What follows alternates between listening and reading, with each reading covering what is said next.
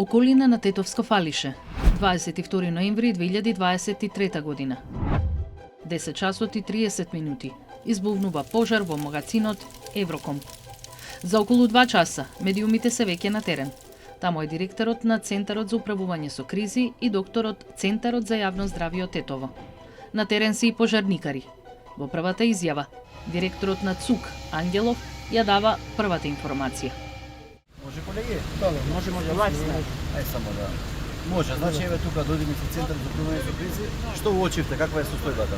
Околу 10:30 часот денес е добиена пријава за пожар во просториите на Евроком, магазин и продажба, каде што меѓу другото имало и поголема количина на бој, лакови и други химикали, условно да кажам. Зборувам со собственикот, се работи за голема количина, можеби и 100 тона. Се уште не може да утврдат колку точно средства имало во моментот на појава на пожар, бидејќи дел били продадени во претходниот период, но во секој случај се работи за голема количина на хемиски материи кои што се зафатени од огнот и мислам дека сите се или изгорени или сите ќе изгорат. По оваа изјава следеа вести во сите медиуми дека во фалише горат 100 тони хемикалии. Но веќе следниот ден, некои медиуми излегуваат со податок дека изгореле 14 тони хемиски супстанци. 14 тони бои, лакови и други хемиски средства, а не 100 тони како што беше укажано од надлежните вчера, се опожарени во голема огнена стихија која избувна во магазинот за мебел и железарија во Тетовско фалише. Малку од медиумите ја објави оваа вест. Најголем дел продолжија да известуваат дека изгореле 100 тони хемикалии. Разликата меѓу бројките е огромна, а тоа ја менува целата слика. Десетина дена по избувнувањето на пожарот, го прашавме Ангелов која е вистината. Најпрво да ја коригирам почетната информација за 100 тона ја дадов јас во јавност врз основа на исказ на собственикот на овој магазин, бидејќи не се работи за хемиска фабрика, туку за магазин на големо, кој што истовремено вршил имало продажба. Вториот ден кога дојде при себе, затоа што првиот ден кога кажа 100 тона, тој беше изваден од памет, беше исплашен, вознемирен. Вториот ден, откако ги свериле документите, ми кажаа дека имало околу 14 тона бој, лакови и други химикали, затоа што околу 80% од овој магазин било железарија, така што е невозможно да има таква количина. Првата изјава Ангелов ја даде меѓу 13 и 14 часот, а зад него се гледа огромен чат што излегува од отворите на објектот.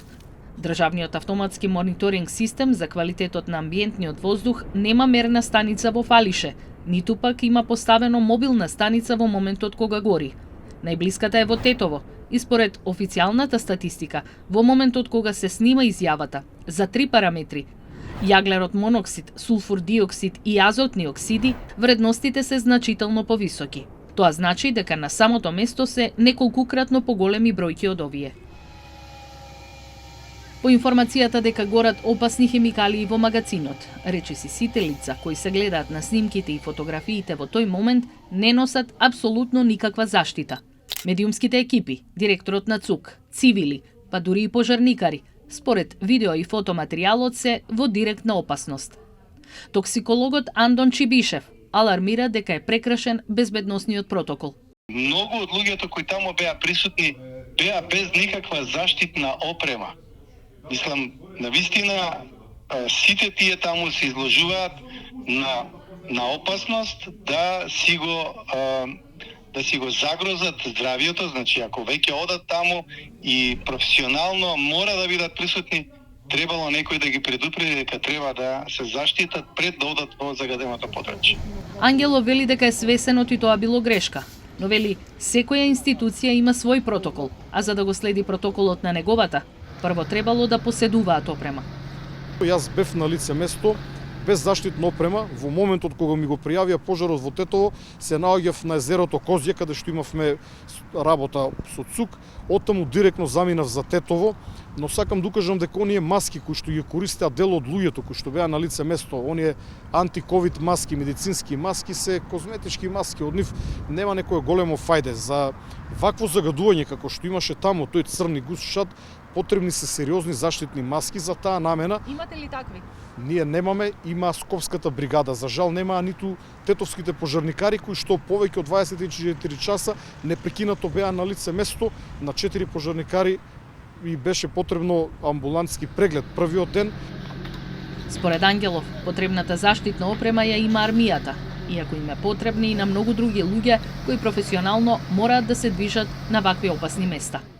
Но освен професионалците, Фалише се наоѓа на 7 километри источно од Тетово, а според последниот попис, во него живеат 612 лица. За нив, апел стигна околу 14 часот.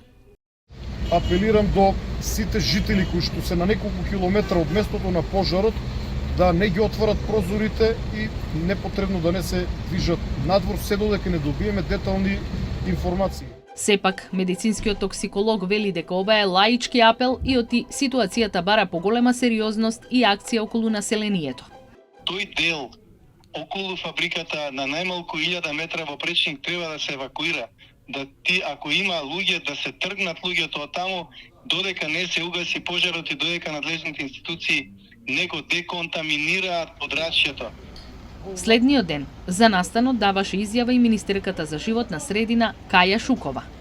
Евидентно е дека ќе има загадување на воздухот. За жал не можеме да го измериме бидејќи од органски испарливи материи. Ќе има загадување и на водите и на почвите бидејќи тие честички секако ќе се спуштат на површината и треба граѓаните да внимаваат. Таму ако има земјоделски култури, тоа секако не треба да биде употребливо и треба да се уништи. Шукова во изјавата дадена во хотелот Хилтон беше убедена дека ќе има загадување, но Ангелов, кој наредниот ден беше таму, рече дека дождот расчистил се. Во текот на ноќта дуваше некој умерен северен ветер, но и врнеше дожд, постојано еве гледаме дека сега врне дожд. Воздухот според мерењата кои што се прават во Тетово PM честиците се во нормална граница во овој момент, така што немаме загадување на воздухот. Државниот автоматски мониторинг систем за квалитетот на амбиентниот воздух покажува нешто друго. PM10 честичките за периодот за кој зборува Ангелов се речиси двојно поголеми од дозволеното.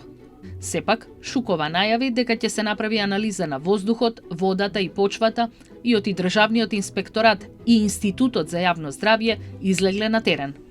Но од Институтот за јавно здравје не добиле ниту една информација, ниту пак било побарано од нив да отидат на терен. Не се однесени никакви мостри.